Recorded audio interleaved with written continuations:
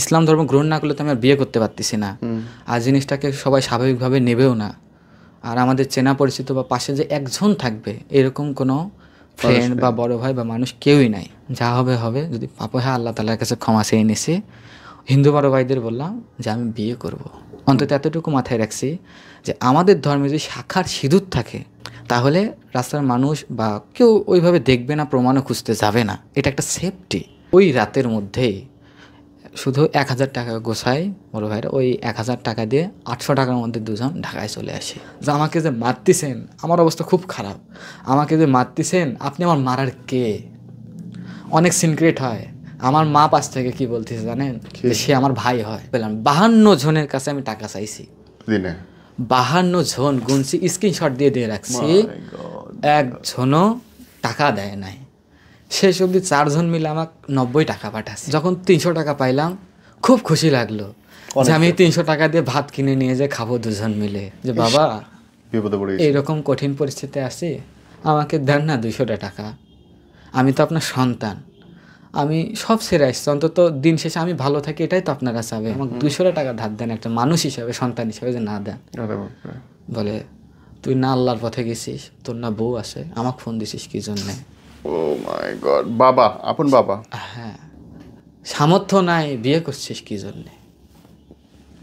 কথাটা বলে কেটে দেয়, ব্লক করে দেয়। আলু ভর্তা ডিম ভাজি দিয়ে খাচ্ছি, আমার ভাতটা ঢুকবে কিভাবে বাড়িতে একজন না খেয়ে? মানে ভেঙে পড়লেও ওই আল্লাহর প্রতি আমার খুব ভরসা ছিল যে কিছু না কিছু হবে, আমরা তো মানুষ, আটকে তো থাকবো না।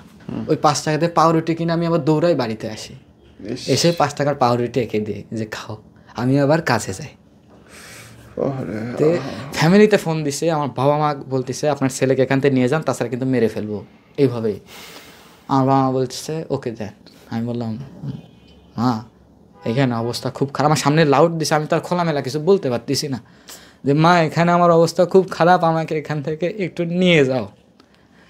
তারা আমাকে বলতেছে তুই মুসলিম হয়েছিস কালেমা পড়ে, তুই তো আমাদের সন্তান না, তোর পেছনে আমি টাকা খরচ করবো কি জন্যে? ওরা আমাকে জিজ্ঞেস করতো আচ্ছা তুই হিন্দু হয়ে একজন মুসলিম নবী এদের কেন গল্প বলিস আমাদের সামনে, বা এর কেন ভক্ত? আমি ভেবে বললাম যে আমি ওনার খুব বড় ভক্ত। তো ওরা বলতো যে হিন্দু হয়ে কেন ওটা ভক্ত, এটা তো পাপ।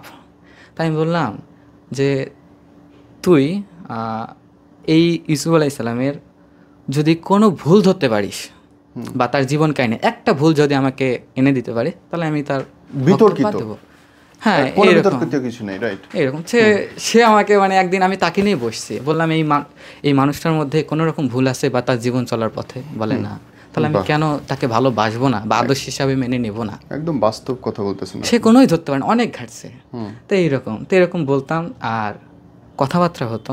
বিশেষ করে আমি একটু যখন প্রবলেমে ছিলাম একে একটু বেশি জিজ্ঞাসাবাদ করতাম, আর ভালো একটু মিল ছিল এখান থেকে, মানে ইসলামিক বিষয়ে আমি কোশ্চেন করতাম বা সম্পর্কে জানতাম। এভাবে আমার জীবনে একটা বলি যে আমার খুব ইচ্ছা আছে যে কখনো যদি সুযোগ পাই এই ধর্মে আসবো এরকম। আর কথাবার্তার বিষয়টা হচ্ছে আমার ফ্রেন্ডরাও জানতো, দু একজন যারা খুব কাছের বন্ধু। তো আমি জান্নাতের খুব কাছে আছি, স্বর্গের খুব কাছে। তো জানতো, এখান থেকে একটা প্রবলেমে শুরু হয়ে যায় এই জানাটাতেই। কিরকম? যেমন হচ্ছে আমি মানে একটু শুরু থেকে বলি, আমি একজন মানে ডান্স করি এবং গানও গাই, গিটার বাজাতে পারি। সব মিলে একটা পেজ খুলছিলাম যেখানে 50,000 ফলোয়ার মোটামুটি আসে। এখান থেকে এইভাবে এবং ফ্রিল্যান্সিংয়েরও কাজ করতাম। সব মিলে আমার লাইফটা ছিল একটু আনন্দময়।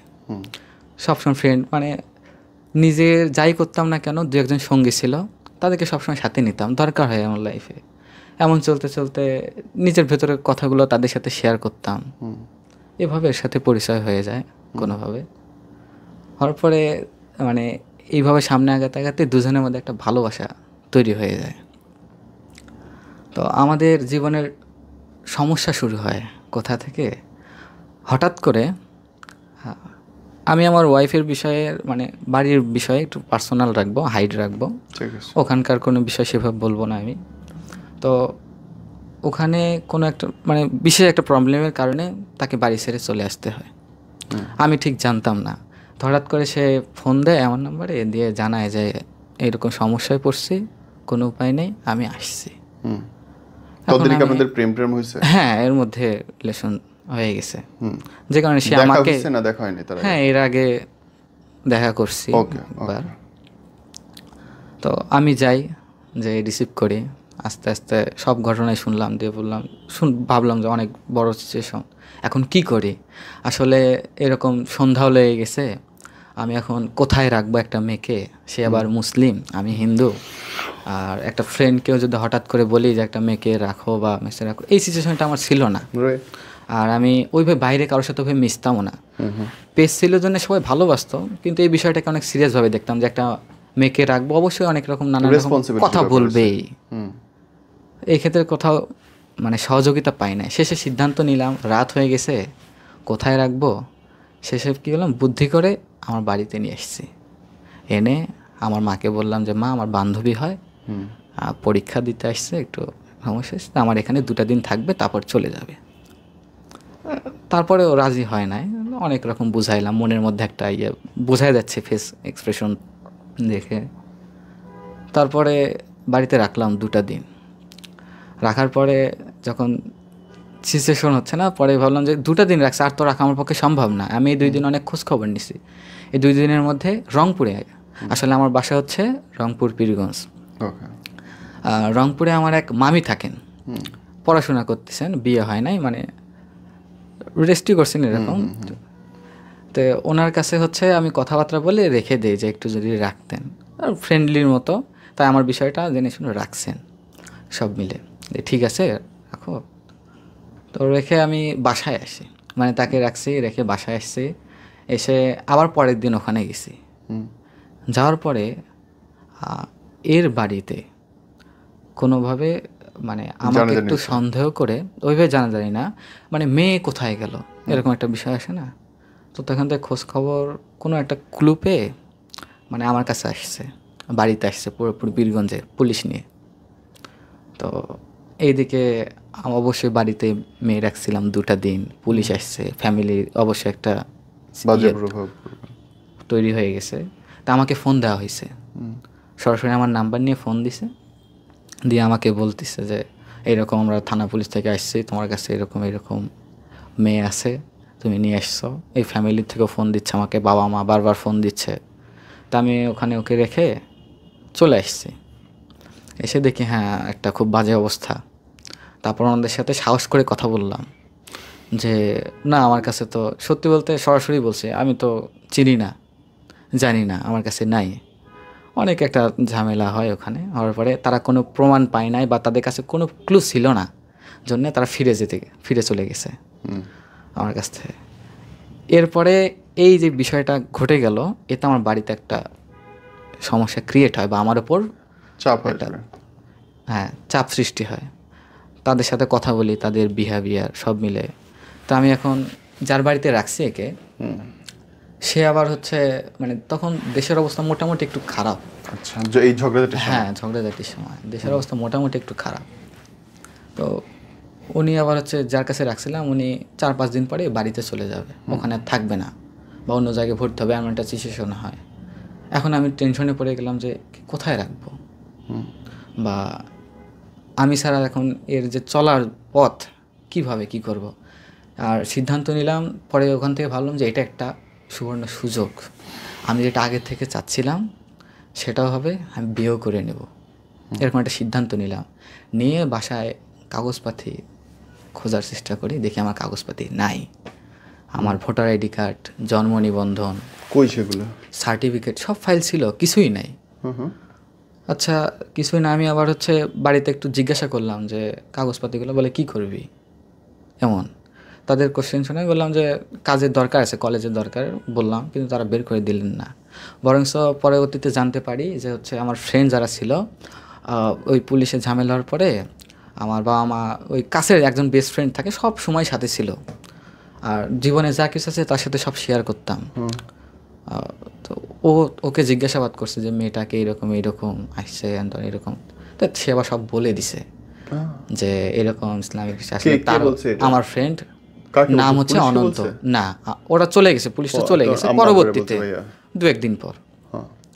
যখন আমি বাসায় এসে কাগজপাতি পাই না, তখন আমি জানতে পারি বিষয়টা।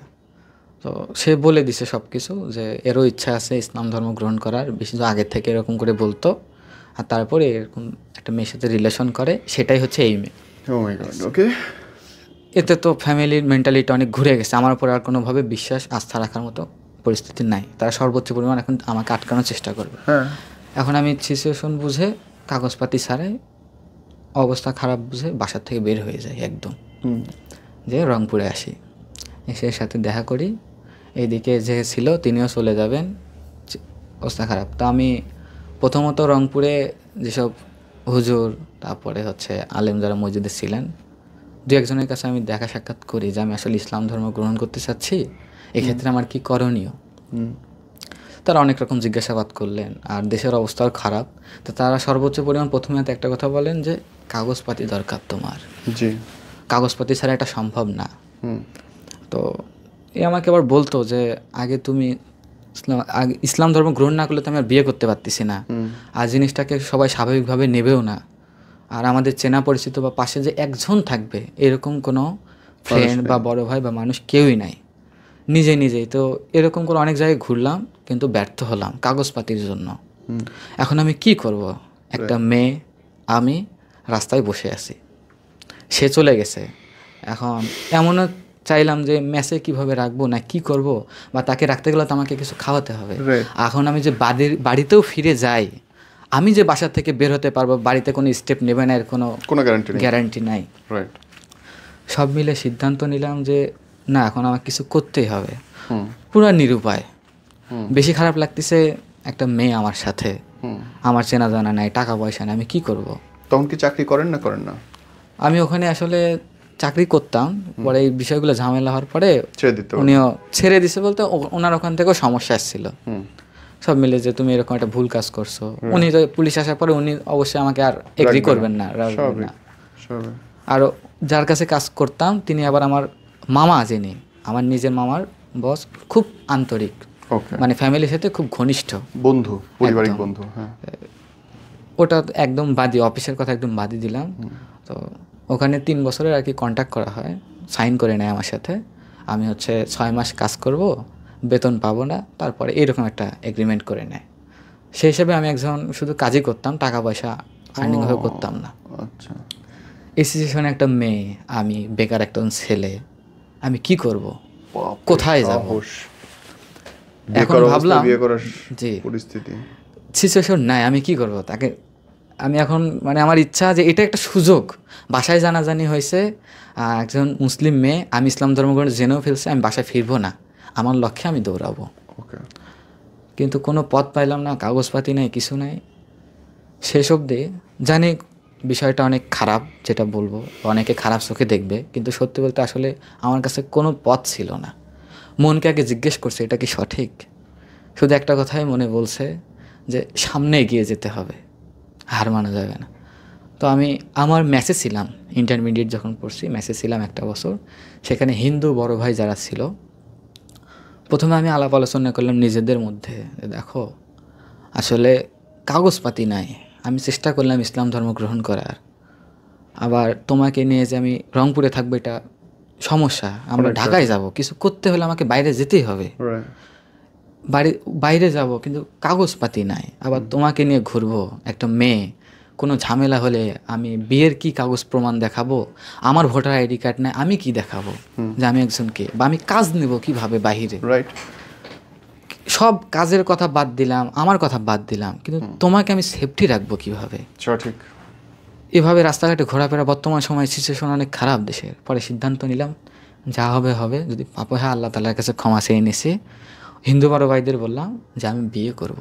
অন্তত এতটুকু মাথায় রাখছি যে আমাদের ধর্মে যদি শাখার সিঁদুর থাকে, তাহলে রাস্তার মানুষ বা কেউ ওইভাবে দেখবে না, প্রমাণও খুঁজতে যাবে না। এটা একটা সেফটি, বাহ্যিক সাজগোজের দিক দিয়ে এটা একটা সেফটি আমাদের ধর্মের, ওই ধর্মের ছিল।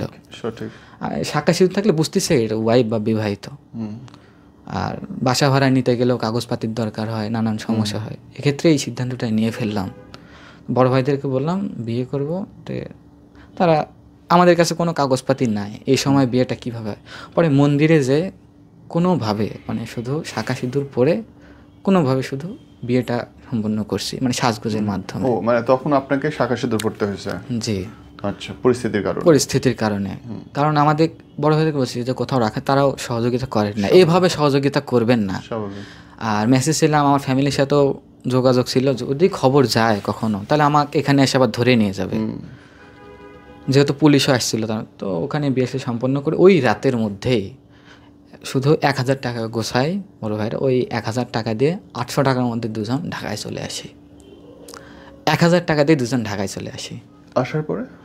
আসার পরে ভোর 4টা, মানে 4টা সময় পৌঁছায় আপনার হচ্ছে পেয়ারা বাগান, গাজীপুর পেয়ারা বাগান। নামার পরে বাস চলে গেল, একটা মেয়ে, আমি, হাতে ব্যাগ, জামা কাপড় কিছুই নাই। এখন আমরা যাব কোথায়? এবং কোনো ফিউচার প্ল্যান নেই? কোনো ফিউচার প্ল্যান নাই আমাদের। আল্লাহ, এ তো সিনেমা। তো ওখানে আসার পর একটা ফ্রেন্ডকে পাই, আমি নাম উল্লেখ করবো না কারোই।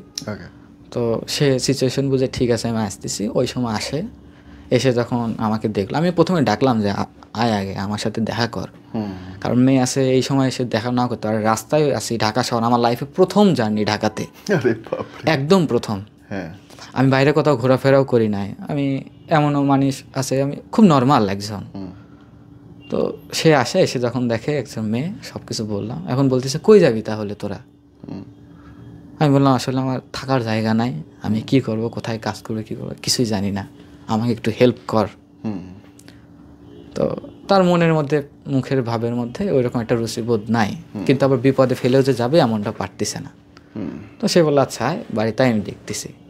তার বাসায় যেয়ে দেখলাম ছোট্ট একটা রুম, খুব খারাপ অবস্থা। সে রুমে তার বোন, মা, সে খুব কষ্ট করে থাকে। সেখানে আমরা দুইজন গেছি।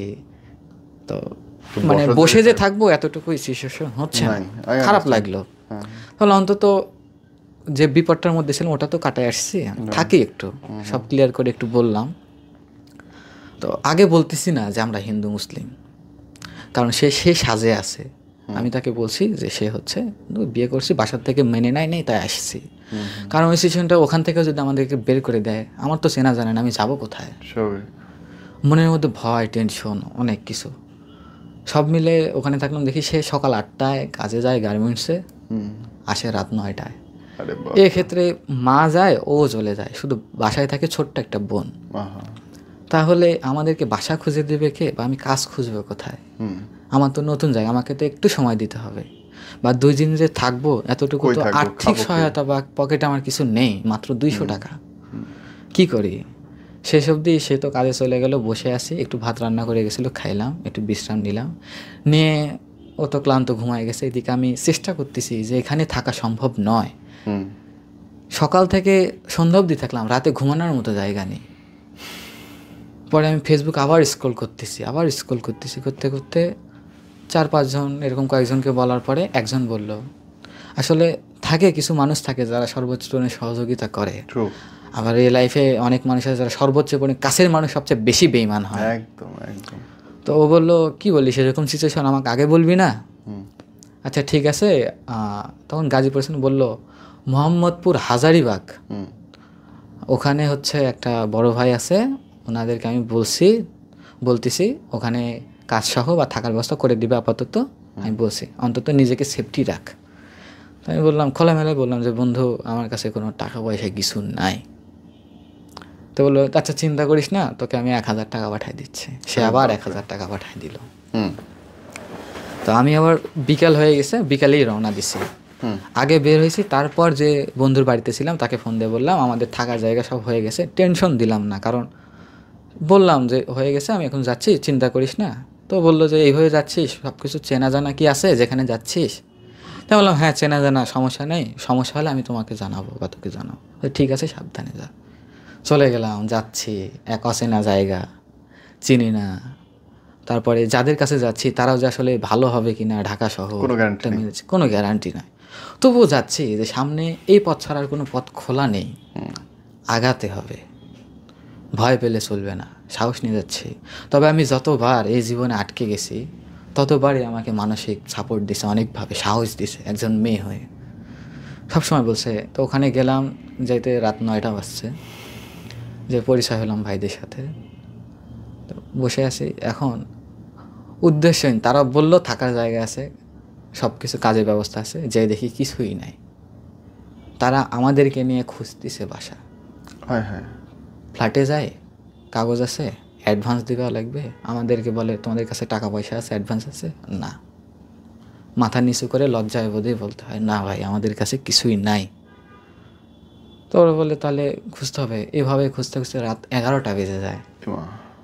ওই যে দুপুরে খাইছিলাম আর কোনো খাওয়া নেই, তাদেরকে বলতে পারছি না যে আমরা না খেয়ে আছি। আমার সবচেয়ে, আমি যখন আমার নিজের কষ্ট হয় তখন আমি এর দিকে তাকিয়ে ভাবি যে তো একটা মেয়ে, এ কেমন করে সহ্য করতেছে, একটা চা হোস্টেলে চা খাচ্ছে আর বসে আছে চায়ের দোকানে। তারা সর্বোচ্চ চেষ্টা করতেছে কিন্তু ব্যর্থ, বাসার হলো না। এখন রাতে থাকবো কোথায়? তারা বলতো যে ভাই অনেক খুঁজলাম, বাসা পেলাম না। পরে চা খেতে খেতে চালা মানে একটা ভরসা বিশ্বাস ছিল, কখনো মানে ভেঙে পড়লেও ওই আল্লাহর প্রতি আমার খুব ভরসা ছিল যে কিছু না কিছু হবে, আমরা তো মানুষ, আটকে তো থাকবো না। ওখানে মানে বুক ফেটে যাচ্ছে যে আমি একটা মেঘ না, এখন কী করবো। আমার লাইফে প্রথমে এরকম করুণ সিচুয়েশন। আল্লাহকে ডাকতেছি, হঠাৎ করে যার চা খাচ্ছে চালা বললো যে কী সমস্যা, বাসা পাচ্ছি না। আমার চেনা জানা 2 জন আছে, দেখি বলে দেখি যদি রুম হয়। তো উনি খোঁজখবর নিতে নিতে, যে দোকানে বসে চা খাচ্ছেন সেই চালা, বাপরে আল্লাহ কেমন করে হেল্পটা করে। ওই চালা খোঁজখবর নিয়ে বলে হ্যাঁ একটা রুম ফাঁকা আছে। আমি বললাম আলহামদুলিল্লাহ, অনেক খুশি হলাম। দ্রুত ওখানে গেলাম, যে ওনারাও অ্যাডভান্স চাইলো, বাসা ভাড়া 3700 টাকা অ্যাডভান্স চাইলো। আমি বললাম আমাদের পরিস্থিতি খুব খারাপ। তো যে ভাই ছিল ওই ভাই শুধু 500 টাকা দিল আমাকে, দিয়ে ওনার আপুর সাথে কথাবার্তা বলে, মানে বাড়িওয়ালা আবার আপু, কথাবার্তা বলে রুমটাতে ঢুকি। রুমটাতে কোনো রকম ওই যে সিরিয়াল বাই যে ভাঙা রুমগুলো থাকে এমন। অন্তত চিন্তা করলাম যে পরিবেশ যেমনই হোক, রাতে তো সেফটিটা পাইছি, একটু তো নিরাপদে থাকতে পারবো। 2 জন রুমে ঢুকলাম, লাইট নেই, কিছুই নাই। তো একটা ভাই লাইট দিয়ে গেল, লাইটটা লাগাইলো, ওই যে ভাইগুলো ছিল সাথে। হ্যাঁ, ওরা চলে গেল যে কোনো সমস্যা হলে বলিও, এতটুকুই। হ্যাঁ, এটাই আমার কাছে অনেক। চলে গেল। এখন আমাদের রুম ফাঁকা, হাতে ব্যাগ নাই, কিছু নাই, খাট চেয়ার টেবিল, ফ্যান, গরমের সময় ফ্যান, থালা বাসন কিছুই নাই। ওই এমনি মেঝেতেই শুইলাম। আমি শুইছি, মেঝেতে মাথা দিছি, আমার হাতের উপরে মাথা দিয়ে আছে। এটাই আমাদের বালিশ, এটাই আমাদের বেড। রাত পার করলাম। এর মধ্যে অনেকজনকে বললাম যে কিছু টাকা, এই মুহূর্তে টাকার প্রয়োজন খুব হয়। অনেকজনের, অনেক কাছের মানুষ অনেকজনের থেকে চাইছি, কেউ সহায়তা করে নাই। এমন বলে মানে টাকা যদি বলি যে বন্ধু একটা কথা বলি, কিছু মনে কর, হ্যাঁ বল, আসলে আমার অবস্থাও খুব খারাপ, তো মানে আমি চাই নাই তার থেকে টাকা। তারপরে রাতটা কেটে যায়, সকাল মানে রাতে তো ঘুম আসে না। কালকে কি করব, খাবো কি, কাজ খুঁজতে হবে, আমাকে যেতে হবে। সকালে উঠলাম, উঠে কাজ খুঁজতে যাই, 3টা 4টা, সারাদিন কাজ খুঁজি, না খেয়ে থাকে। সে না খেয়ে থাকতে, আমিও না খেয়ে থাকি। পকেটে 50 টাকা 100 টাকা থাকে, রেখে দিই যে শেষ রাতে যে খাবো। ঘুরে ফিরে কাজ পাই না, ব্যর্থ হই। যেখানেই যাই, ভোটার আইডি কার্ড আছে, কাগজপাতি আছে, এটা লেবারি করতে গেলেও কাগজপাতির দরকার হয়। স্বাভাবিক, মানুষ এখন কাগজ ছাড়া বিশ্বাস করে না, কারণ পারি না। তাই আল্লাহর কাছে মানে হেসেই বলি, আল্লাহ কি পরীক্ষা নিচ্ছ, পরীক্ষা নিচ্ছ কি, একটু দেখো, তুমি ছাড়া তো আমার আর কেউ নাই। আবার আসি বাড়িতে, জিজ্ঞাসা করে যখন যে কাজ পাইলা, উত্তর দেওয়ার মতো কোনো পরিস্থিতি থাকে না। ও এর মধ্যে বাড়িতে কি আর যোগাযোগ হচ্ছে না? কোনো যোগাযোগ নাই, ফোন দিই নাই। হ্যাঁ, ওইদিকে কি হচ্ছে না হচ্ছে কোনো কিছু জানি না। এদিকে আমার সিচুয়েশন অনেক খারাপ, আমি ওইদিকে চিন্তা বাদ দিয়ে আসছি। পরে চাকরি পেলেন কেমনে বলি তো? এইভাবে কয়েকটা দিন যায় না খেয়ে। 10 টাকা থাকে, রাত 8টা 9টার সময় মুড়ি কিনে নিয়ে আসি, 10 টাকা 20 টাকা। সরিষার তেল নাই, পেঁয়াজ নাই, মরিচ নাই, ওই সাদা মুড়ি খেয়ে রাত কাভাত দিই। এরকম সিচুয়েশন হতে হতে একটা দিন ওই খাবারটুকু আর কোথাও পেলাম। 52 জনের কাছে আমি টাকা চাইছি দিনে, 52 জন গুনছি, স্ক্রিনশট দিয়ে রাখছি, একজনও টাকা দেয় নাই। শেষ অবধি 4 জন মিলে আমাকে 90 টাকা পাঠাচ্ছে। 4 জন মিলে বিকাশটায় তুলছি 80 টাকা বাঁচছে। সিরিয়াসলি কি করব, না খেয়ে আছি, এও না খেয়ে আছে। আমি বললাম তোমার খুব ক্ষুধা লাগছে না, জিজ্ঞেস করি তো। সেও অ্যান্সার দেয় যে আমি সকালে ঘুমাই, দুপুরে উঠি, আর দুপুরে ঘুমাই রাত হয়ে যাবে, আর রাত তুমি থাকলে একসাথে ঘুরো, আবার কালকে কাজ খুঁজে, সমস্যা নেই, ক্ষুধা লাগে নাই। কথাগুলো শুনলে হৃদয় বাঁধে যে কীভাবে পারে একটা মেয়ে এভাবে বলতে। আমার কিছুই নাই আমার হাতে। পরের দিন পুরোটা দিন না খেয়ে রাত 10টা বাজে মন খারাপ করে চোখের পানি সামনে তার কাটতে পারি না, বাইরে দাঁড়ায় আছি। ঠিক ওই যে বড় ভাইগুলো বাসা খুঁজে দিল, বড় ভাইয়ের সাথে দেখা, বললো কী খবর, খাওয়া দাওয়া হয়েছে, ভাবি কেমন আছে। লজ্জা পাইনি যে ভাই কাজ খুঁজছি, কাজ পাইনি, খাওয়া দাওয়া হয়নি না, কী বলেন, আচ্ছা চলেন আমাদের সাথে চলেন। ওনারা আবার মেসে খায়। মেসে গেলাম, আলু ভর্তা ডিম ভাজি দিয়ে খাচ্ছি। আমার ভাতটা ঢুকবে কীভাবে, বাড়িতে একজন না খেয়ে। ওখানে বলতে পারতেছি না যে আমাকে একটু ভাত দেন। খাবার মানে চোখের পানি খাবারের প্লেটে পড়তেছে। তখন যিনি রান্না করেন খালা বলতেছে কী হয়, কান্না করতেছে কেন। তখন পরিচয় দিল যে এরকম এরকম। তো আমি বললাম সব খুলে যে কাজ পাইনি, না খেয়ে আছে। ও যে বউ না খেয়ে আছে, আমি বললাম হ্যাঁ। কী বলো পাগল ছেলে, যাওয়ার সময় এখান থেকে খাবার নিয়ে যায়। উনি এখন ওনার কাছে সবাই খেতে আসে। উনি এখন মানে আল্লাহ পাকের ইচ্ছা ওখানে বললো যে এই ওই জায়গাতে একটু কাজ দে না, অনেক লোক খেতে আসে মেসের মতো। আল্লাহ পাকের ইচ্ছায় পরের দিন ওখানে কাজ হয়ে যায়। দিন 300 টাকা, 12 ঘন্টা কাজ করি। সকাল 8টায় বের হতাম, এভাবে রাত পার করতাম। কোনো বালিশ নাই, হয়তো এর ওন্না ছিল এরকম মোড়ায় মোড়ায় মাথায় দিতাম। এবং গরমের মধ্যে ফ্যানও নাই, কিছুই নাই। পাশে রান্নাঘর, অনেক ঘেমে যায়, গরম লাগে, কিছু করতে পারি না। 8টায় কাজে যেতাম, রাত 9টায় আসতাম। সারাটা দিন না খেয়ে কাজ করতাম, কোমর লেগে যেত, কষ্ট হতো। তো এমন যখন 300 টাকা পাইলাম খুব খুশি লাগলো যে আমি 300 টাকা দিয়ে ভাত কিনে নিয়ে যে খাবো 2জন মিলে। অনেক তৃপ্তি। যখন হাতে টাকা পেলাম খুশি হয়ে প্রথম দৌড়াই যে একে বললাম যে রেডি হও, এর হাতে টাকা দিলাম, 2জন মিলে বের হলাম। হয়তো ভাবছি যে টাকা গোছানোর মতো পরিস্থিতি নয়, ওই 300 টাকা দিয়ে পাঙ্গাস মাছ বা ভর্তা দিয়ে ভাত খাইলাম। ওই রাতটুকুই অত শান্তি। হয়তো পকেটে 5 টাকা বাসে, দুপুরে 1 ঘন্টা নাস্তার টাইম দেয়, ওই 5 টাকা দিয়ে পাউরুটি কিনে আমি আবার দৌড়াই বাড়িতে আসি, এসে 5 টাকার পাউরুটি এঁকে দিই যে খাও, আমি আবার কাছে যাই। যিনি কন্ট্রাক্টর ছিলেন তাকে তিনি সব কথাই বললাম কাজ করতে করতে। তো এরকম কয়েকদিন যাওয়ার পর, কিছুদিন যাওয়ার পর তিনি বললেন যে তোর তো অনেক সমস্যা বুঝতে পারতেছি। উনি কী করলেন যে আমরা 6-7 জন কাজ করতাম একটা ফ্যাক্টরিতে, প্যান্ট ভাঁজ করতাম বা সুতা দিকগুলো দিতাম, এইভাবে সারাটা দিন। ওনাকে যখন বললাম উনি কী করলেন, 6-7 জনের থেকে 100 করে টাকা নিলেন। যখন আমি আসবো কাছে দিয়ে 500 টাকা হাতে দিয়ে বললেন যে আমার 300 আর ওদের 500, 800 টাকা। এভাবে হোটেলে খেলে টাকা পয়সার দরকার হয়, তুই যে পাতিল কেন, তারপর বাজার করিস, খেতে পারবি। এভাবে যাই। 2-1 দিন কাজ করার পর তিনি আবার বলেন যে আচ্ছা তোর বাড়িটা আমি একটু দেখব। আমি ভাবলাম যে হ্যাঁ, কন্ট্রাক্টর মানুষ, সাহায্য করতেছে। এখন অনেকেই আছে এইভাবে টাকা পয়সা নেয়, অথচ পরিস্থিতি ওইরকম নয়। তো আমি বললাম ঠিক আছে যাইন। হয়তো আমি ভাবছি যে গেলে হয়তো আমার পরিস্থিতি দেখলে তিনি হয়তো আমাকে আরেকটু ভালো বেতন বা 100 টাকা যদি বাড়ায় দেয় আমার পক্ষে ওটাই অনেক। বাসায় নিয়ে গেছি, বাসা দেখাইছি। তিনি বললেন এই পরিস্থিতিতে থাকিস, বিশ্বাস করবেন না, নিচে নেমে মানে বাসা সাইডে নেমে বলতেছে তোর অবস্থা তো খুব খারাপ, একটা প্রস্তাব দে, ভালো করতে পারবি জীবনে, তোর অভাবটা থাকবে না। আমি বললাম কি, অনেক আশা নিয়ে আসি, অনেক খুশি হয়েছি। বলতেছে কালকে দুপুরে আমি একটা মেয়ে নিয়ে আসবো, আমার বান্ধবী, তুই আর তোর বউ খাইতে যাবি, 1 ঘন্টা রুমটা ছেড়ে দিবি, তোকে 3000 টাকা দেব। আমার শুনে মানে আমি অবাক যে আমি কার সাথে কাজ করছি, কার থেকে কী আশা করছি, আল্লাহ মাফ করুক। ওখানে ওনার সামনে না স্বীকার করি নাই। আমি বলছি ঠিক আছে, আমি বলে দেখি। দেখ ভালো কী ব্যবস্থা হয় বলে জানাস।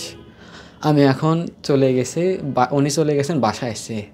আমি এখন কি বলবো একে বলতে, আমি এখন ওনাকে যদি ওটাতে রাজি না হই, কালকে কাজে যাব, কি সিন ক্রিয়েট করতে পারে, বা স্থানীয় লোক হঠাৎ করে এসেই যদি বলে যে হচ্ছে এ আমার থেকে 20,000 টাকা নিচে দেয় না, টাকা পয়সা নিচে, যেটাই হোক, মানুষ তো ওনার কথাই বিশ্বাস করবে। আমি আটকে গেলাম সব দিক দিয়ে।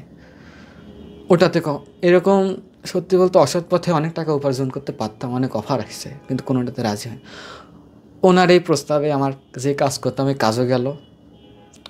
বাড়িতে এসে যখন এসে শেয়ার করলাম, এই বললো যে আচ্ছা ওখানে কাজ করার দরকার নেই, কারণ তুমি কালকে কাজে গেলে তোমাকে যদি আটকায় রাখে, আমাকে যদি ডাকে, আল্লাহ মাফ করুক, কী হবে, কি করব? সব শেষে আবার নিঃস্ব। মাস ফুরে আসতেছে, বাসা ভাড়া দিতে হবে, কিছুই নাই।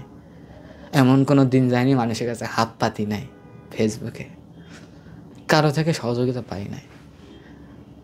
আর এর মধ্যে ঘটনা হচ্ছে আমি কি করব, এ অসুস্থ হয়ে পড়ছে, খারাপ লাগে।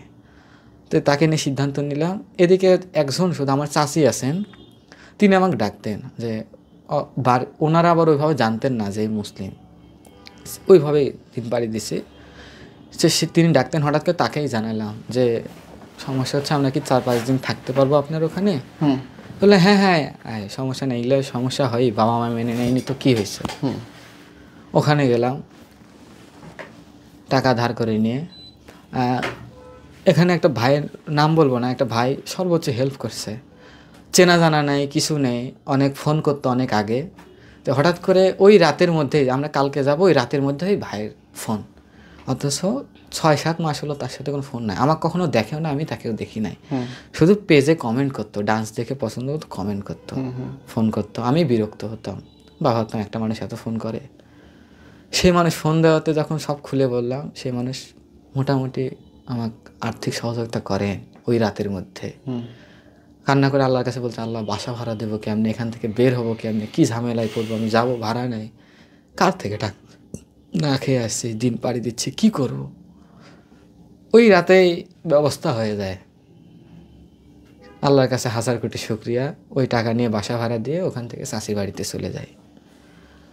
ফ্রেন্ডদের, নিজের যে কাছে যার সাথে ডান্স করতো, আমার ডান্স পার্টনার, যাদেরকে সুপারিশ করে, বসের কাছে সুপারিশ করে যাদের কাজে ঢুকাই দিছে, যারা অনেক বড় স্বপ্ন দেখে, তারা ফোন দিয়ে একবার খোঁজও নেয় না যে কোথায় আছিস, কি করতেছিস। It his brother, it is. বলছে না খেয়ে আছে, 100 টাকা দিতে পারবি, টাকা নাই, ফোন ধরে না, ব্লক করে দেয়। কাছে মানুষ সবচেয়ে আগে হাত ছেড়ে দেয়। পাই নাই, মানে খুঁজছি যে আসলে কাছের মানুষকে। জীবনে আক্ষেপ হয়েছে একটাই, আমি হয়তো নিজেই ভুল, আমি হয়তো বন্ধু বানাতে ভুল করছি জীবনে। আর বন্ধু বলতে কিছু হয়ও না, শেষ অব্দি এরকম মনে হলো। চাচির বাড়িতে গেলাম, ওখানে যে এলাকার আমার পীরগঞ্জের, ওখানে কিছু ভাইদেরকে বলি, ওরা বলে না ভাই সহযোগিতা করতে পারবো না, তো বাবা মা নিষেধ করছে যে তুই যদি ফোন দিস তোকে সহযোগিতা করতে নিষেধ করছে। এটা আবার আমার মুখের উপর বলে। তাহলে আমার বাবা মা ওখানে, আরেকটা কথা, যেখানে কাজ করতাম, ওই যখন না খেয়েছিলাম তখন আমি এতটাই নিরুপায় যে শেষ অবধি আমার বাবাকেই ফোন দিছি আমি নিজে, যে বাবা বিপদে পড়ে এইরকম কঠিন পরিস্থিতিতে আছি, আমাকে দেন না 200 টাকা, আমি তো আপনার সন্তান, আমি সব ছেড়ে আসছি, অন্তত দিন শেষে আমি ভালো থাকি, এটাই তো আপনারা চাবেন। বা আমি যেটাই করি না কেন, আমি দূরে থাক, সম্পর্ক না থাক, বা আপনারা মেনে না নেন, আমি দূরে কোথাও না কোথাও ভালোভাবে থাকি, বেশি এটা আমাকে 200 টাকা ধার দেন, একটা মানুষ হিসাবে, সন্তান হিসাবে যে না দেন। বলে তুই না আল্লাহর পথে গেছিস, তোর না বউ আছে, আমাকে ফোন দিছিস কি জন্যে? ও মাই গড, বাবা, আপন বাবা। হ্যাঁ, সামর্থ্য নাই, বিয়ে করছিস কি জন্যে? কথাটা বলে কেটে দেয়, ব্লক করে দেয়। এর মধ্যে নাম্বার নিয়ে আমার মা একে বাড়িতে ফোন দিয়ে বলে, আমার ছেলে তোমার কোনোদিন করে খাওয়াতে পারবে না, তুমি ওকে ছেড়ে চলে যাও, ওর দ্বারা কোনো কিছু সম্ভব নয়। তারপর এ নিজে উত্তর দেয় যে কোনো কিছু দরকার নেই, আপনার ছেলে কি করতে পারবে না পারবে সেটা সময় হলে দেখতে পারবেন, আমি তাকে বড় করব। বাসায় আসার পর একে বলে যে তুমি চলে যাও, ওকে না বলে। আমি এসে শুনি, সিরিয়াসলি। পরে আমি বাড়িতে ফোন দিয়ে বলছি, আচ্ছা তোমরা যেভাবে বলো মেয়েটা যদি চলে যেত আমার কি হতো? আমার কথা তো একবারও ভাবলা না, আমি কিভাবে আছি? শ্বশুর শাশুড়ি চায় না তুমি সংসার করো বোন, খাবারের জন্য আমি তোমাদের তো সহযোগিতা দিলা না, এভাবে তো আমাদের সর্বনাশ করতে পারো না। সর্বনাশ করতে পারো না। ভাইয়া এই পরিস্থিতি ভালো হতে শুরু করলো কখন? আচ্ছা, ওখান থেকে চাচার বাড়িতে চাচার বাড়িতে সর্বোচ্চ কঠিন হচ্ছে। ওখানে চাচার বাড়িতে গেলাম, ওখানে চাচার বাড়িতে যে ওখানে অবধি মা ফোন দিয়ে বলে যে হচ্ছে ওদেরকে আশ্রয় দিস না, এইটা আমাদের শেষ আশ্রয়টুকু শেষ। দেখি তারা নানান রকম প্রশ্ন করা শুরু করছে, আমাদের দুজনকে খাবার আলাদা করে দেয়। তখন আমি বুঝলাম এখানে থাকা সম্ভব নয়। ওখান থেকে আবার বের হয়ে যায়। এবার ও সিদ্ধান্ত নেই যে ও আর বাড়িতে যাবে, আমি আমার বাড়িতে যাব। যা হয় দেখা যাবে, যা হয় হয়। আমি এতটুকু প্ল্যান করলাম যে আমি বাড়িতে যাব। কাগজগুলো তো এখানে, কাগজ আছে, যতটা পারি যেভাবে পারি কথাবার্তা বলে বা সব কিছু ঠিকঠাক করে আমি যাব। আমাকে এখন একটা রিস্ক নিতেই হবে লাইফে। তারপর একে বাড়িতে পাঠিয়ে দিলাম, আমি যাচ্ছি। বাসায় যেয়ে পৌঁছালাম সন্ধ্যার দিকে। যাওয়ার পর রুমে ঢুকলাম, সবাই অবাক, এ ফিরে আসছে। আসার পরে রুমে ঢুকলাম, তো তাদের মুভমেন্ট আলাদা। তারা আসার সাথে অনেক রকম প্রশ্ন করা শুরু করছে, কেন আসছিস, তো আমরা তো তোর কেউ নেই, বের হয়ে যা। তো আমি সব মিলে চেষ্টা করলাম, অনেক কথা বললাম, মানে 2টা কথা বলতে আমাকে চর মারছে। আমি আমার কষ্টের কথাটাও বলতে পারি না, বা আমি কি জন্য আসছি, কি চাচ্ছি, চর মারছে। তো আমি ঘটনাগুলো বলার পর যখন আমি 2-3টা লাইন কষ্টের কথা বলতে শুরু করছি, তারা বলতেছে তোর কষ্টের গল্প শোনার জন্য আমরা বসে আছি বলেই আমার মামা ছিলেন একদম মারধর করা শুরু করছে। আমি আর সুযোগই পাইলাম না কিছু বলার। এত মারধর, একদম গলা টিপে ধরছে। আমি বলতেছি, শেষ পর্যন্ত আমি বললাম, এইভাবে বলছি ছলনার জন্যে, যে সে তো আমার ধর্মমতে বিয়ে করছে, তাকে মেনে নাও, না নিলাম আলাদা করে খাই, আমার কাগজপাতিগুলো আমাকে দিয়ে দাও। তো হচ্ছে এত বড় সাহস কিভাবে হয়? গলা টিপে ধরে ঘুষি মারছে, চর মারতেছে। আমার মামা ধরে আছে, আমার মাকে আমি মামাকে বললাম যে আমাকে যে মারতেছেন, আমার অবস্থা খুব খারাপ, আমাকে যে মারতেছেন আপনি আমার মারার কে? অনেক সিনক্রেট হয়। আমার মা পাশ থেকে কি বলতেছে জানেন, যে সে আমার ভাই হয়। আমি বললাম মারার কে? সে বলে যে সে আমার ভাই হয়। শেষে মারধর করে ঘরের দরজা আটকাই দিয়ে পুলিশের কাছে গেছে। তো আমি বুঝে গেলাম আমি তো এখানে আটকে যাব, হবে না। সেই অবধি এরকমও হয়েছে যে এত পরিস্থিতি খারাপ যে আমি সুইসাইড করব। আল্লাহ করুক। মানে এরকম তাদেরকে বললাম, শেষে আমি অন্যায় করতেছি। তো এই সিচুয়েশনেও তারা বলতেছে এই গলায় তুই মরে গেলে আমাদের ভালো, তাও ধর্মান্তরিত হওয়ার থেকে, তোর মতো ছেলের দরকার নেই। যে ভিডিও করতেছে আমাকে একটার পরে বলতেছে এসব করিস না, তুই আমাদের সন্তান। পরামর্শ যে করবে এতটুকু সুযোগ আমাকে দেয় নাই। শেষ অবধি মানে ওখান থেকে আমি, যাই হোক, ওই সিচুয়েশনটা পার হয়ে যায়। ওই রাতের মধ্যে আমার দরজা খুলে বাথরুমে যাওয়ার নাম করে বাসা থেকে আবার গেট টপকায় পালাই যাই। কাগজপত্র পাওয়া গেল? কিছু পাই নাই, আমাকে মারধর করছে। আমি ওটা সম্ভবই না। পরে আমি পালাই যাই। ওখানে যে মানে এতটাই মারধর করছে, নাক দিয়ে রক্ত পড়তেছিল। একজন আশ্রয় দেয় বাড়িতে এলাকারই। ও রাতটা পার হওয়ার পরে সব কিছু শুনে একে আমি ফোন দিছি শেষ অবধি যে আমি এখন কি করব। এ বললো যে তুমি বাড়িতে যাও, যে আবার সব কিছু মিটে না, যতক্ষণ না কাগজপাতি না পায় তত আমরা কিছু তো করতে পারতেছি না। আবার যারা আশ্রয় দিচ্ছেন তারাও বাড়িতে বললেন যে মারধর করিয়েন না, ছেলে মানুষ যদি কিছু করে আপনাদেরই তো ক্ষতি, একটা মিউচুয়াল করে নেন নিজেদের মধ্যে। ওই রাতে বাসায় নিয়ে যায় আবার মারধর করে। মানে বসে আছি, লুঙ্গি আর একটা গেঞ্জি পরে 4-5 জন লোক এসে আমার মাইক্রোতে করে তুলে নিয়ে চলে গেল। আমি আর জানি না কোথায় নিয়ে গেল। নেশা পুনর্বাসন কেন্দ্র দেখি রিহাব সেন্টার। ওখানে যাই দেখলাম 42 জন পাগল ছাগল সব বসে, যাওয়ার সাথে আমাকে শিকল দিয়ে বেঁধে রাখছে। আর এর মধ্যে আপনার সাথে যোগাযোগ নেই? ওই যে একবার যোগাযোগ করে বাসায় ফেললাম, এর মধ্যে আর যোগাযোগ নাই। তারপরে 3 মাস চলে গেল এভাবে। না 3 মাস নয়, এইভাবে যায়। এমন একটা ওখানকার পরিবেশ, মানে খাবার দাবার নাই, মারধর করছে, ভুল ভালো ওষুধ খাওয়াইছে, যে বিছানায় শুতাম ছার পোকা কামড়াইছে। এর সাথে আর যোগাযোগ না। আমিও জানতাম না যে এখান থেকে বের হতে পারবো কবে। স্বাভাবিক, অন্তত যে দেয় সে ছাড়া কেউ বের করতে পারে না, কেউ না। এইদিকে তারপরে ম্যানেজার যখন আসতো, তখন আমার কাছে 17-18 দিন পার হয়ে যায়। এসে আমাকে জিজ্ঞেস করতো যে কী অবস্থা, তোমার সিদ্ধান্ত কী। তা আমি প্ল্যান করলাম যে আমাকে এখন ছলনা করতে হবে এখান থেকে বের হতে হলে। তো ওখানে বলতাম যে আসলে নিজের ভুল বুঝতে পারছি, বাবা মা ছাড়া কেউ আপন হয় না, আর আমি আর ওই ধর্মে যাব না, সব কিছু বাদ দিয়ে দেবো। তো বলছে ঠিক আছে। এই সুপারিশগুলো আমার ফ্যামিলিকে বলতো। এইদিকে আসলে বের হয়েছি, এইদিকে এর সিচুয়েশন ছিল 1 মাস 7 দিন আমি ওখানে ছিলাম। এর মধ্যে এ তো আমার খোঁজ খবর পাচ্ছে না, এর বাড়িতে ওখানে কিছু জানি না, অনেক খারাপ সিচুয়েশনে এ পুরা গলায় ধরে দিয়ে দেয় যে আমার স্বামী গেল, একটা দিন কথা বললে মারধর করছে শুনলাম, তারপরে তার খোঁজ খবর 1 মাস 7 দিন কি হতে পারে। সব মিলে সে সুসাইড করে। এত বড় মানুষ দড়িতে ঝুলে আছে। সিরিয়াসলি জান্নাত এই ছবিটা কোনোভাবে একটা পিক তুলে ওদের ওখানে বান্ধবীর থেকে আমার ফ্যামিলির এইদিকে পার হয়ে আসে ফ্রেন্ডের। যখন আমার ফ্যামিলি দেখছে মেয়েটাও মারা গেছে, আমি ওইদিকে সুপারিশ করছি, সব মিলে তারা ভাবছে যাক বিপদ কাটছে। ওখান থেকে 1 মাস 7 দিন পর আমাকে বের করে। এদিক আমি জানি না যে এর এই অবস্থা। চিন্তা করেন কেমন মানুষ হলে একটা মেয়ে মারা গেছে, আবার এটা সুযোগ নিয়ে আমাকে বের করতেছে আমার বাবা মা। আরে তারও তো বাবা মা আছে।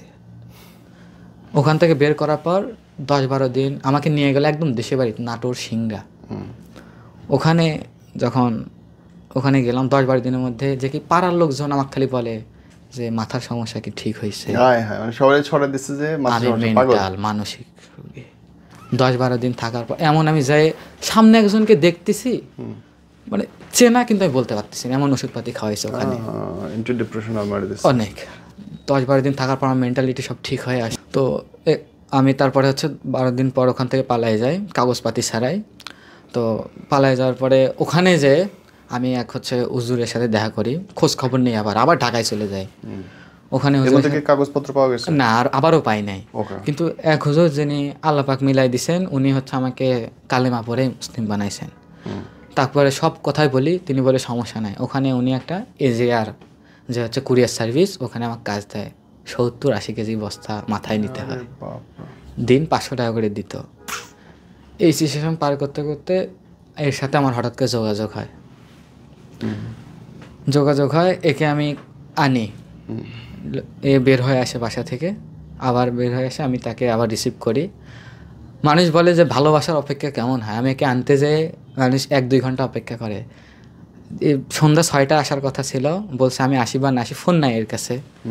আমি পুরো রাত, সন্ধ্যা থেকে পুরাটা রাত, মানে পরদিন ভোর 8টা, সকাল 8টা অবধি বাস স্ট্যান্ডে কাটাই দিয়েছি শুধু অপেক্ষায় যে সে আসবে।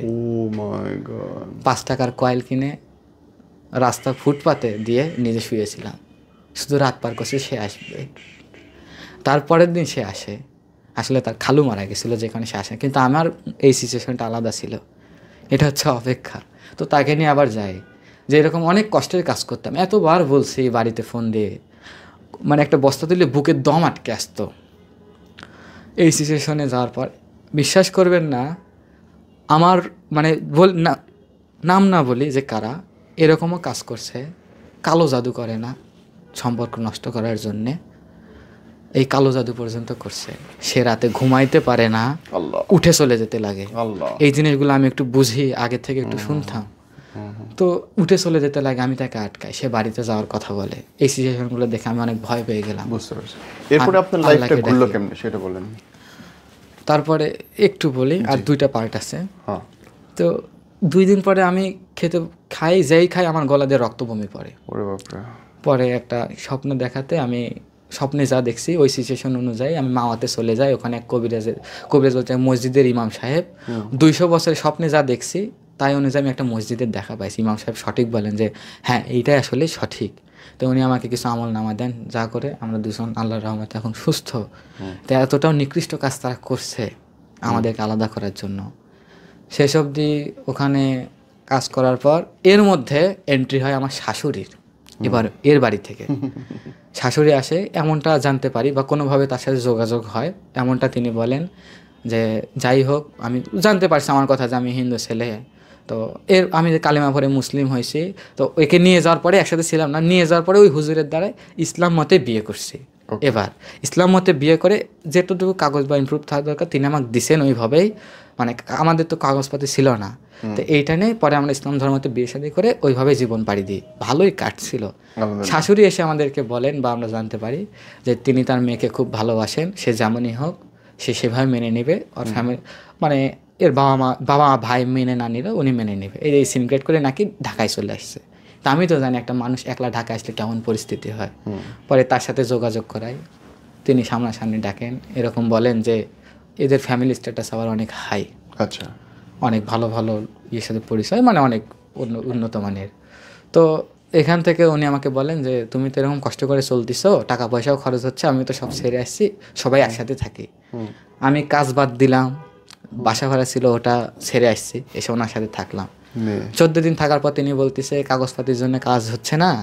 তিনি এমনকি আমার বাবা মাকেও ফোন দিছে যে আমি আমার জামাইকে মেনে নিছি, আপনি কাগজপাতি দেবেন কিনা, তাছাড়া আমরা স্টেপ নেব।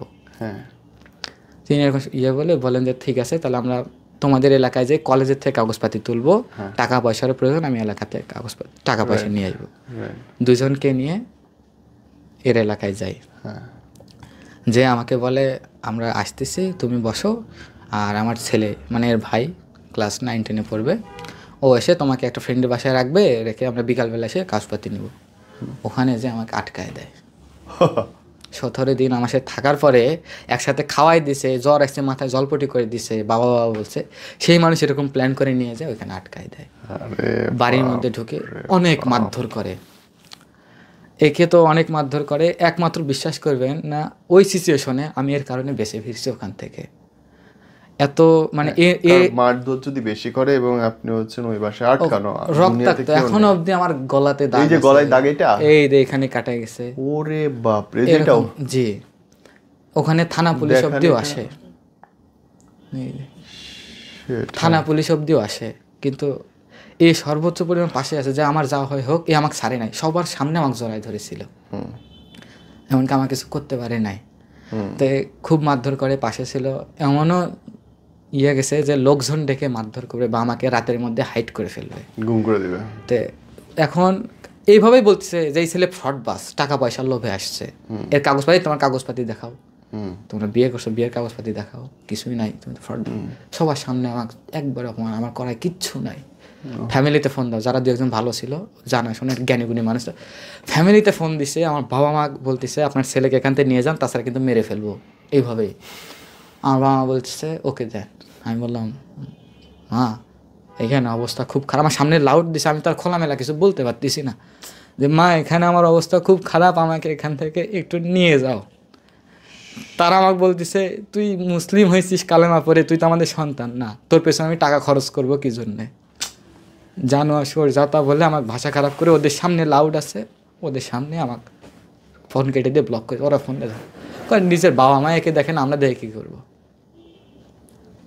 ফেরে গেল যে আমি সব দিক দিয়ে হারিয়ে ফেলছি সব, আমি এখন কি করব, আমি একটা মানুষ হয়ে আর কি করব। তো ওখানে যখন পুলিশ আসছিল তখন তিনি বলছেন ছবি টবি তুলে নিয়ে গেছেন, অন্তত এতটুকু ভাবলাম যে রাতে আমার আর কোনো ক্ষতি করতে পারবে না। খাবার দিয়ে গেছে, একজন ছিল যে পানি দিতে, যে আমাকে বলতেছে যে পানিটা খায় না, পানিতে ওষুধ মিশাইছে এদের বাড়িতে। পরের রাতটা আমি ঘুমাই নাই রাতে। পরের দিন সকালে পুলিশ মানে বলছে ভোরে পাঠিয়ে দিতে, ওরা জানে যে এখন রাতে যদি কিছু করি তাহলে অবশ্যই জানা। ওখান থেকে একে তো ওষুধ খাওয়ায়, তার মানে হচ্ছে মেরে ফেলে গুম করে দেবে, জানি না কি করতো। একে হারাইলাম, ফ্যামিলি যেভাবে ছেড়ে দিল, আমি এখন এলাকায় ভোরবেলা যাচ্ছি বাসে, কি করব। নিরুপায় পীরগঞ্জে যে এখন আমার মাথায় জেদ আসলো, আমি হার মানবো না। আমার ভালোবাসার মানুষকে আমি হারাইছি, পাবো কি না আমি জানি না। আমার পিতা আছে, আমি আল্লাহকে ভালোবাসি, আমি এবার যে করে হোক আমি আল্লাহর পথে যাবো, ছাড়ছি ইসলামকে নিয়েই বাঁচবো, আমার লাইফ আর কারোর দরকার নেই। এই জেদ নিয়ে আমি একদম পীরগঞ্জে নামছি। নেমে 14 দিন ওই যে ঢাকার থেকে শাশুড়ি ধরে নিয়ে আসছে ওই পোশাকে 14টা দিন কাটাইছি। ঠিক এক ড্রেসেই। তখন আপনাকে কই আটকা রাখছে? তখন শিকল দিয়ে বেঁধে রাখছে। ও মাই গড। খাবার দাবার দেয় না, শিকল দিয়ে বেঁধে। এর সিচুয়েশন অনেক খারাপ, এর সাথে আর যোগাযোগ হয় না আমার। আমি এর আশা বাদ দিয়ে দিছি যে একে আর পাওয়া সম্ভব না ওখান থেকে, যেভাবে আটকাইছে। আমি বেঁচে ফিরছি এটাই অনেক। তারপরে আমি ওখানে 14টা দিন একই পোশাকে রাস্তায় ঘাসে শুয়েছিলাম, মানে ইটের ওপর, ইটের যে ইট জড়ো করে রাখে ওর ওপর শুয়েছিলাম, বিছানা নাই। এরকম করতে করতে আল্লাহকে শুধু ডাকতেছে আর চোখে পানি পড়তে, আল্লাহ আমি নিঃস্ব, অন্তত তোমার কাছে আমাকে কবুল করে নাও। কবুল করে নাও। তো আল্লাহ পাকের ইচ্ছা আমি 3টা ভাইয়ের দেখা পাই।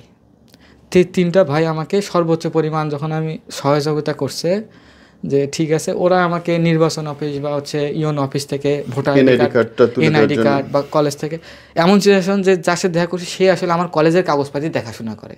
আচ্ছা, আল্লাহ মিলাই দিয়েছেন একবারে, উনি আমার কাগজপাতি তুলে দিয়েছেন। এই মিলে আমি রংপুরে যে সার্টিফিকেট তুলতে, যে এরকম সিচুয়েশন যে তাকে যদি বিয়েও দিয়ে দেয়, তার প্রতি আমার এতই ভালোবাসা, তাকে যদি বিয়ে সে যদি কখনো ফিরে আসে আমি সে অপেক্ষাতেই থাকবো। এই দিক থেকে আমি খালি আরেক কাছে বলছি, আল্লাহ আমি আপনার ঈমান আনছি, আপনি আমাকে কবুল করে নেন, আর যদি আমার প্রথম কোনো চাওয়া বা পুরস্কার হিসেবে থাকে তাহলে আমার ভালোবাসা মানুষকে ফিরাই দিয়ে। মাশাআল্লাহ। তারপর আমি রংপুর গেছি সাথে সাথে, যে ওই রাতের মধ্যেই, মানে সন্ধ্যা রাত 8টা বাজে, ওই রাতের মধ্যে এ নক দেয় যে আমি বের হয়ে আসছি। ওকে, ভেরি গুড। ওখানে রিসিভ করি, রংপুরে আসি, নেমে আমার পকেটে 15 টাকা, একটা মেয়ে, আমি 15 টাকা, আর আমার হাতে শুধু কাগজ, আর কিছু নেই। এখন আমরা আবার কি করব? আল্লাহ পাকের ইচ্ছায় ওখানে সিদ্ধান্ত নেই যে রাতটা কাটানোর জন্য মেডিকেল আছে না, মেডিকেলে তো অনেক গার্জিয়ানরা রাতে থাকে, এমনি দাঁড়ায়, ওখানে রাতটা পার করবো, আর একটা টাচ ফোন আছে এটা বিক্রি করে দেবো, এটাই আমাদের সম্ভব। তো হঠাৎ করে একজনের উপকার করার কথা মনে হয় ওখানে, মানে ওখানে আমি উপকার করতে জাস্ট ফোন দিই, ওনার ওখান থেকে আমি একটা সহযোগিতা পাই। উনি আমাকে ক্লিনিকে থাকতে দেন, পরদিন ওনারা দেখতে আসেন যে ঠিক আছে তোমাকে একটু দরকার, তো ওনার দরকার এসে আমি আমার পরিস্থিতির কথা বললাম। উনি অনেক খুশি হয়ে যে তুমি এত বাধা বিপত্তি পার করে আসছো, তোমার জন্য আমি যা করার লাগে করবো। উনি ওনার গ্রামে নিয়ে গেলেন, আশ্রয় দিলেন, আমার কোডের এভিডেভিট থেকে শুরু করে বিয়ে শাদী কাজী অফিস থেকে শুরু করে সব কিছু কমপ্লিট করে দেন আল্লাহর রহমতে। সব কিছু পার করি ওখান থেকে 14-15 দিন পর এখন একজনের বাড়িতে আর কতদিনই থাকবো। আচ্ছা, এর মধ্যে বন্ধু নাই বললেও ভুল হবে, বন্ধু পাইছি যে একজন যারা সর্বোচ্চ পরিমাণে সহযোগিতা করছে। আর যে নিজের বন্ধু, নাম বলবো, নাম হচ্ছে অনন্ত। একটা মানুষ একটু যে খোঁজ নেয় যে বন্ধু কেমন আছিস, আমি পীরগঞ্জে যাবো, তাকে ফোন দিছি যে বন্ধু আমি পীরগঞ্জ আসছি, বলে যে তা আমি কি করব? আরে বাপরে বন্ধু, তো আমি কি করব? তারা বলে কি যে তোর তো পেজ পড়ে আছে, হঠাৎ করে মেসেজ দিয়ে বলতো যে তোর তো পেজ পড়ে আছে, পেজের অ্যাক্সেসটা দিয়ে আমরা চালাই। একবার বলতো না যে খাইছিস কিনা, টাকা পয়সা আছে কিনা। এইরকম হচ্ছে বন্ধু আমার। আর কিছু বন্ধু এখন পাইছি যাদের সহযোগিতায় কিছু টাকা পয়সা নেই, ঢাকাতে আসছে, এসে এক জায়গায় শুধু আশ্রয় পাইছি। জানি না সামনের পথ কি করবো, এখন অব্দি হাতে কিছুই নাই। আপনারা কি চান আপনাদের মোবাইল নম্বর বলতে বা ফেসবুক আইডি বলতে, যাতে যদি কেউ কাজের জন্য নিতে চায় আপনাদের অনেকটা উপকার হতো? বলেন। আসলে আমাদের ফোন নাম্বার 01770512476। রিপিট, 01770512476। এখন অবধিও। আপনার কি শিক্ষাগত যোগ্যতা কি? আমি অনার্স সেকেন্ড ইয়ারে পড়ি। আপনি? আমি ইন্টার সেকেন্ড ইয়ার। ওকে, ঠিক আছে, আমরা শেষ করছি। যে অদ্ভুত গল্পটা শুনলাম, এটাতে আপনি শিক্ষাটা বলেন আগে দাদা, যারা দেখলো তারা যদি শেখে কি শিখবে? একটা কথাই বলবো যে পরিস্থিতি যত খারাপ হবে, যতটা দেয়ালে পিঠ থেকে যাবে, পায়ের নিচ থেকে মাটি সরে যাবে, ততটা মানে হার না মেনে আল্লাহর প্রতি ভরসা রাখবেন যে স্বয়ং আল্লাহ এবং আপনাকে সহযোগিতা করতে আসতেছে। আর একটা কথাই বলবো যে অনেকে আমাকে বলে যে দেখবে ভালোবাসা কতদিন থাকে, কি পাও ওখান থেকে। আমি একটাই বলবো যে আমি ওখান থেকে কিছু পাই নাই, আমি এই পথে আসার পর থেকে অনেক সহযোগিতা পাইছি। আর যে ভালোবাসা মানুষের কথা বলতেছে, নিজের বাবা মা যেখানে নিঃস্বার্থ অনুযায়ী হার মেনে নিয়ে পিছনে চলে গেছে, সে নিঃস্ব হাতে কিছু নাই, একটা রাস্তায় যে আমি হাঁটবো, কীভাবে পথ চলবো, সে অবস্থায় সে এখন অবধি আমার পাশে বসে আলহামদুলিল্লাহ কতবার চলে আসছে, কি আছে আমার কাছে, কিছু নেই, অবস্থায় সে আমার পাশে, আমার সামনে যদি কিছু, এরপরে সে চলে যাবে কোন কিসের আশায়? এই ভালোবাসা, আমি সত্যি সৌভাগ্যবান এক্ষেত্রে যে আমি এমন একটা জীবন সঙ্গিনী পাইছি। আমরা রিকোয়েস্ট করতে চাই, আমি যে ভাই, আমি 17 বছর বয়স থেকে চাকরি করি, এটা আমি জানি যে অল্প বয়সে কাজ করতে ইচ্ছা করে না, কিন্তু করলে কত ভালো হয়, আর যে করে সে কতটা পরিশ্রম করে। যারা হাতে সুযোগ আছে এই দুজনের চাকরির ব্যবস্থা করে দিলে আমরা খুশি হব এবং আমরা দোয়া করি আল্লাহ আপনার বরকত বাড়িয়ে দিক, আল্লাহ আপনি সুস্থতা দিক। আসসালামু আলাইকুম, টেক কেয়ার।